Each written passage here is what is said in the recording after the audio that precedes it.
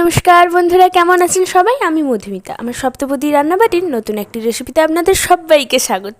আজকে আমি বানাবো আমাদের সব্বার প্রিয় মিষ্টি গুড়ের রসগোল্লা। এই রসগোল্লা বাড়িতে বানাতে গেলে পড়তে হয় নানান সমস্যায়। কখনো বা রসে ফুটতে ফুটতে ভেঙে যায়, আবার কখনো বা রসের মধ্যে বেশ ফুলে ফেপে উঠলেও নামালে ঠিকই চুপসে যায়, আবার কখনো গোল্লাটা ঠান্ডা হলে শক্ত হয়ে যায়। এই সকল সমস্যার সঠিক টিপস সহ আমি পারফেক্ট রসগোল্লা আপনাদেরকে বানিয়ে দেখাবো। তাই ভিডিওটি শেষ অবধি আমার সঙ্গে থাকুন আর দেখতে থাকুন আমি কিভাবে। চলুন বন্ধুরা, প্রথমেই রসগোল্লার প্রধান উপকরণ ছানাটা কাটিয়ে নেওয়া যাক। তো তার জন্য প্রথমেই কড়াইতে দুধটা দিয়ে অপেক্ষা করব বলক আসার জন্য। বলক এলে এবার ইন্ডাকশানটা বন্ধ করে 2 মিনিট অপেক্ষা করব আর দুধটা একটু ঠান্ডা করে নেব। এবার একটা পাত্রে 3 চামচ ভিনিগারের সঙ্গে 3 চামচ জল মিশিয়ে সিরাটা অল্প অল্প করে দুধের মধ্যে দিয়ে ছানাটা কাটিয়ে নেব। কাটানো হয়ে গেলে ওই ছানাটা একটা পাত্রের মধ্যে নিয়ে একবার জল দিয়ে ঠান্ডা জলে ভালো করে ধুয়ে নেব। এবার একটা কাপড়ের মধ্যে নিয়ে এই ছানার যে এক্সট্রা জলটা আছে হাত দিয়ে চেপে বের করে নেব। ঠিক এইভাবে ফোঁটা ফোঁটা জল পড়লে এটাকে বেঁধে 1 ঘন্টা রেখে দেবো। ফিরে এসেছি 1 ঘন্টা পরে। গুড়ের রসগোল্লার জন্য আমি এখানে নিয়েছি 200 গ্রাম ছানা, লাগছে পরিমাণ মতো গুড়, হাফ চামচ চিনি, কয়েকটা গোটা এলাচ, নিয়েছি 3 চামচ গুঁড়ো দুধ, 2 চামচ ময়দা আর 1 চামচ কর্নফ্লাওয়ার। এবার প্রথমেই গ্যাসটা জ্বালিয়ে কড়াইটা বসিয়ে নিয়েছি। এবার এই বাটি মেপেই আমি সমস্ত উপকরণ আপনাদেরকে দেখাচ্ছি। 1 বাটি গুড় নিয়েছি, এটা আমি কড়াইয়ের মধ্যে দিয়ে দিচ্ছি। এই বাটি মেপেই আমি 1.5 বাটি জল দিচ্ছি। এই রসটা বন্ধুরা আগেই বানিয়ে নিচ্ছি, কারণ গোল্লাগুলো সেদ্ধ হওয়ার পরে এই রসের মধ্যে ডুবিয়ে রাখবো, আর এই রসটা ঠান্ডা করে নিতে হবে আগের থেকে। তাই এই রস বানানোর কোনো ঝামেলা নেই বন্ধুরা, শুধু 7 থেকে 8 মিনিট ভালো করে হাই ফ্লেমে ফুটিয়ে নিলেই হবে। এবার চলুন ছানাটা মাখিয়ে নেওয়া যাক। তো তার জন্য প্রথমেই ছানাটাকে খুব সুন্দরভাবে হাত দিয়ে এইভাবে গুঁড়ো করে নিচ্ছি। এবার হাতে ঠিক এই অংশটা দিয়ে ছানাটাকে খুব সুন্দরভাবে মথে নিতে হবে 7 থেকে 8 মিনিট মতো। শুধু মসৃণ করলেই হবে ছানাটাকে সুন্দরভাবে। এখানে বন্ধুরা আর একটা ছোট্ট ট্রিক, কী করে বুঝবেন এই ছানাটা রসগোল্লার জন্য পারফেক্ট?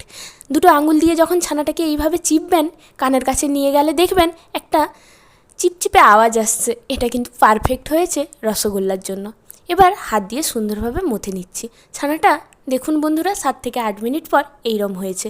এবার এর মধ্যে আমি কিছুটা এলাচের দানা গুঁড়ো করে দিয়ে দিয়েছি, আর দিচ্ছি 3 চামচ গুঁড়ো দুধ, আর 1.5 চামচ ময়দা, আর হাফ চামচ চিনি। এবার বলে দিই আপনাদের এগুলো কেন দিচ্ছি। আমি এলাচটা দিয়েছি গন্ধের জন্য, গুঁড়ো দুধটা দিয়েছি আর একটু স্বাদটা যাতে বেড়ে যায়, আর ময়দাটা দিবে অবশ্যই করে দেবেন। ময়দাটা দেওয়ার কারণ ছানার মধ্যে খুব ভালো বাইন্ডিং আসে, গোল্লাগুলো সেদ্ধ হওয়ার সময় এগুলো কিন্তু ভেঙে যায় না। আর চিনিটা দিয়েছি, গোল্লাগুলো যখন সেদ্ধ হবে গোল্লার ভেতরে দেখবেন খুব সুন্দরভাবে জালি কাটবে। এবার এই সমস্ত উপকরণ খুব ভালোভাবে এই ছানার সঙ্গে মাখিয়ে নিতে হবে। যতক্ষণ না মিশছে ততক্ষণ এইভাবে হাত দিয়ে ডলতে হবে। এবারে মাখানো হয়ে গেলে দেখুন বন্ধুরা, এদিকে রসটাও কিন্তু সুন্দরভাবে ফুটে গেছে। এর মধ্যে কিছুটা এলাচ থেতো করে দিয়ে দিয়েছি। এবার এই রসটা একটা পাত্রের মধ্যে নামিয়ে নিচ্ছি। এই রসটা কিন্তু বন্ধুরা খুব একটা মোটা করলে হবে না, এটা শুধু 7 থেকে 8 মিনিট ভালো করে ফুটিয়ে নিলে একটা চ্যাটচ্যাটে ভাব এলেই হবে। এবার রসটাকে আলাদাভাবে রেখে দিয়েছি ঠান্ডা হওয়ার জন্য। এবার ওই বাটি মেপেই আমি 1 বাটি গুড় নিয়েছি আর 5 বাটি জল এখানে দিচ্ছি। রেশিওটা বন্ধুরা মনে রাখবেন, 1 বাটি গুড়ে 5 বাটি জল।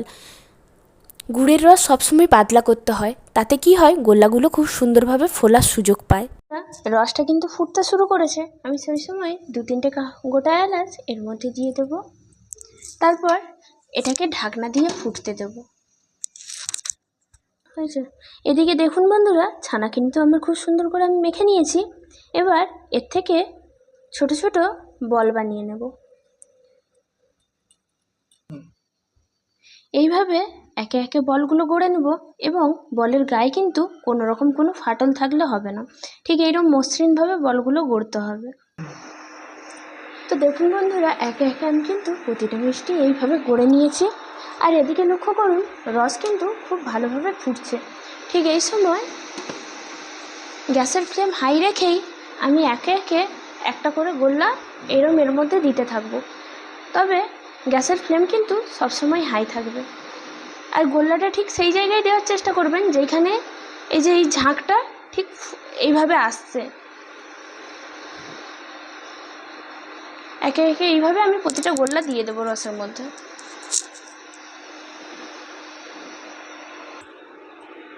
কিন্তু ঠিক এইভাবেই ফুটতে হবে, না হলে কিন্তু গোল্লাগুলো দিলে রস থেকে বের করানোর পরে এগুলো চুপসে যায়।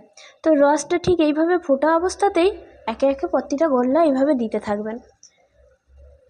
আমিও ঠিক এইভাবেই একে একে সবগুলো গোল্লা এই রসের মধ্যে দিয়ে দিয়েছি।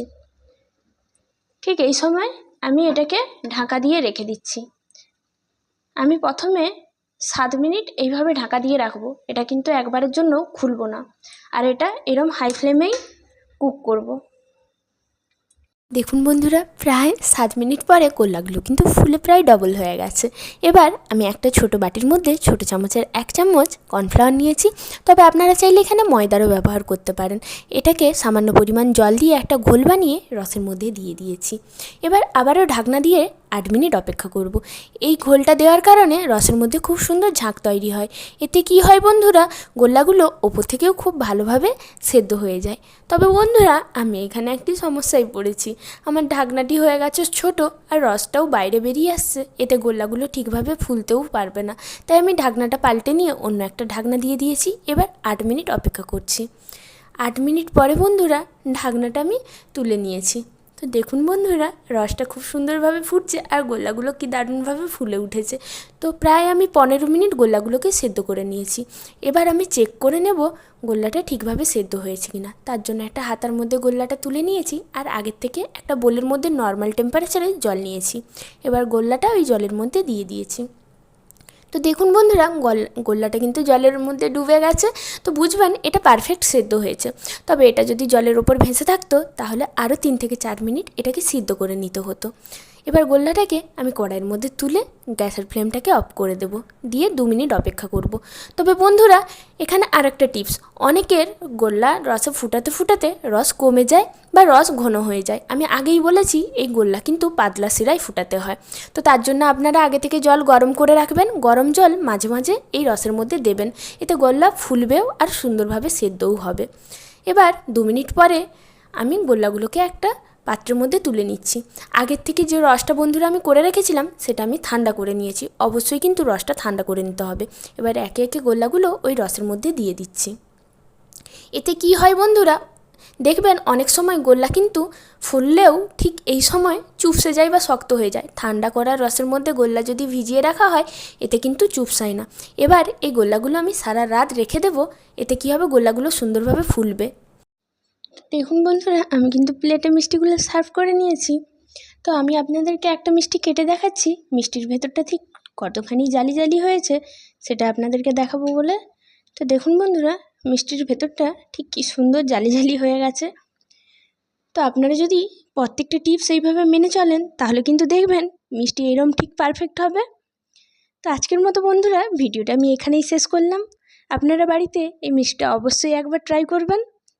টাটা।